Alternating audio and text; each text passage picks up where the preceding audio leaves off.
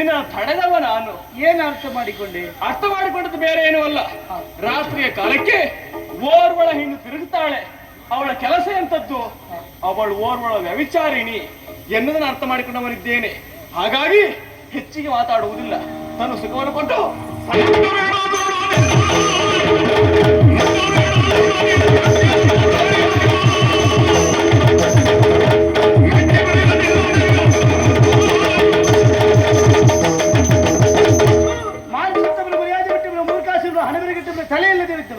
ಇಲ್ಲದೆ ಹೋದ ದಾರಿಯಲ್ಲಿ ಹೋಗುವಂತ ಹೆಣ್ಣು ಮಕ್ಕಳನ್ನು ಅಡ್ಡಾಯಿಸಿ ಈ ರೀತಿಯಾಗಿ ತಡೆದದ್ದು ಮಾತ್ರವಲ್ಲದೆ ಮಾಡುವಂತ ಕಾರ್ಯ ಅರ್ಥ ಆಗಿದೆ ಅಂತ ಕರ್ಮ. ನೋಡು, ನಿನ್ನೆಲ್ಲ ಪ್ರಶ್ನೆ ಮಾಡ್ತೇನೆ. ನಿನ್ನ ತಾಯಿ ಓರ್ವಳು ಯಾವುದೋ ಒಂದು ಕಾರ್ಯ ನಿಮಿತ್ತವಾಗಿ ಹುಟ್ಟುವಾಗ ತಾಯಿಯನ್ನು ಕಳೆದುಕೊಂಡವ ನಾನು. ಹೌದಾ? ಕೇಳಿದ್ದೆ. ಭಾವನೆ ಇಲ್ಲ ನಮಗದು. ಹೌದಾ? ಹೌದು. ಅಲ್ಲ, ನಾನು ಕೇಳುವ ಪ್ರಶ್ನೆ ಆದ್ರೂ ನೀವು ಸರಿಯಾಗಿ ಕೇಳಿದ್ದೆ. ತಾಯಿ ಅಂತ ಉಂಟಲ್ಲ, ತಾಯಿ ಅಂತ ಹೇಳಿದಲ್ಲ, ತಾಯಿಯ ಭಾವನೆ ಇಲ್ಲ ನಮ್ಗೆ ಅಲ್ವಾ? ಒಳ್ಳೇದಾಯ್ತು. ತಾಯಿ ಎನ್ನುವ ಭಾವನೆ ಇಲ್ಲದೆ ಇದ್ದವ ನಾಯಿಗೆ ಸಮಾನ.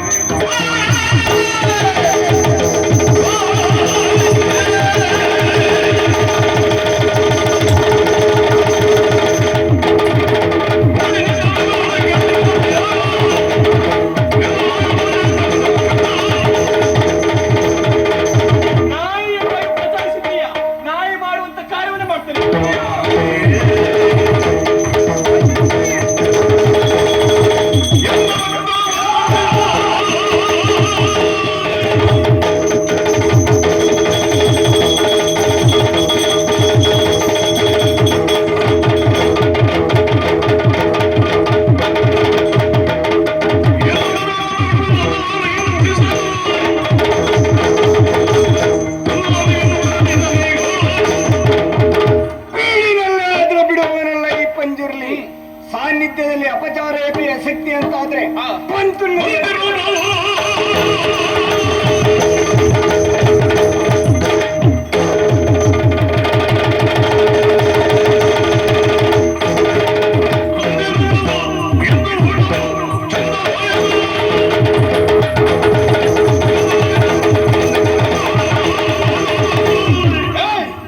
ಅದಲ್ಲದೆ ಹೋದ್ರೆ ಹಂದಿಯ ರೂಪವನ್ನಂತೂ ನನ್ನ ಮುಂಭಾಗಕ್ಕೆ ಬಂದಿದ್ದೀಯ. ನಿನ್ನ ನಕ್ಕೊಂದು ನನ್ನ ಆಹಾರವಾಗಿಸಿಕೊಳ್ತೇನೆ. ನಿನಗಲ್ಲ, ನೀನು ಬಂಧುಗಳಿಗೆ ತಿಥಿ ಊಟ ಮಾಡಿಸ್ತೀನಿ.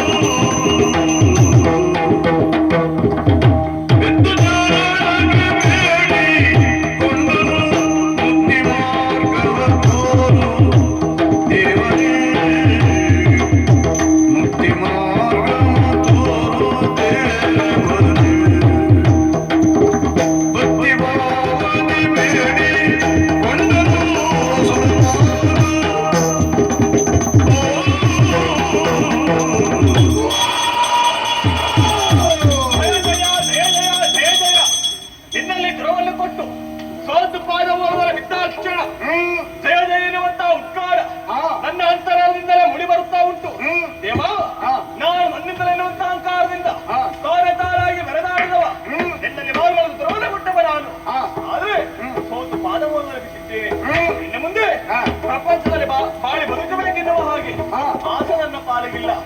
ಪುನರಪಿ ಜನನ ಪುನರಪಿ ಮರಣ, ಪುನರಪಿ ಜನರೇ ಶಯನಂ. ಈ ಪ್ರಪಂಚದಲ್ಲಿ ಹುಟ್ಟು ಸಾವು ಎನ್ನುವಂತಹ ನಶ್ವರವಾದ ಕಾಯ ಬೇಡ, ಅಚಂದಾರ್ಥವಾದಂತಹ ಕೀರ್ತಿ ಬೇಕು. ಕಾಮ ಕ್ರೋಧಾದಿ ಷಡ್ವೈರಿಗಳನ್ನು ಜಯಿಸಿದ್ದೇನೆ, ಇಂದ್ರಿಯಗಳನ್ನು ಬೀಗಿ ಹಿಡಿದಿದ್ದೇನೆ.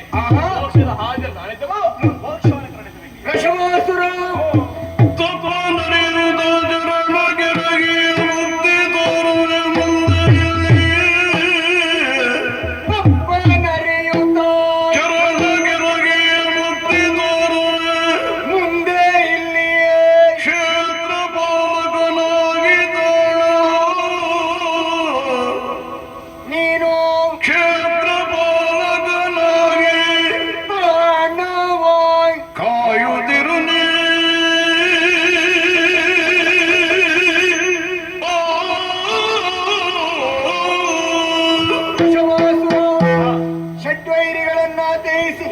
ಕಾಮಿತವನ್ನು ಬಯಸಿ ಮೋಕ್ಷದ ಹಾದಿಯನ್ನ ಹಿಡಿದವ ನೀನು. ಪಡೆದ ವರಕ್ಕೆ ಚ್ಯುತಿ ಬರದ ರೀತಿಯಲ್ಲಿ ಪುರೋಗತಿಶೀಲವಾದಂತಹ ಮಾನವ ಶರೀರ, ಪ್ರಗತಿಶೀಲವಾದಂತಹ ಪ್ರಾಣಿ ಶರೀರವನ್ನಂತೂ ಬಂದಿದ್ದೇನೆ.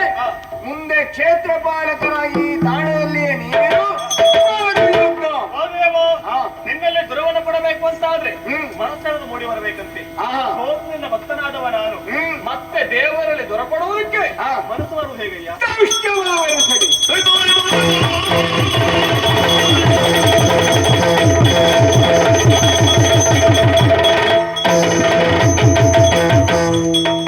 ದಶಮಾಸುರನಿಗೆ ಮೋಕ್ಷವನ್ನ ಕರುಣಿಸಿದಂತಾಯಿತು.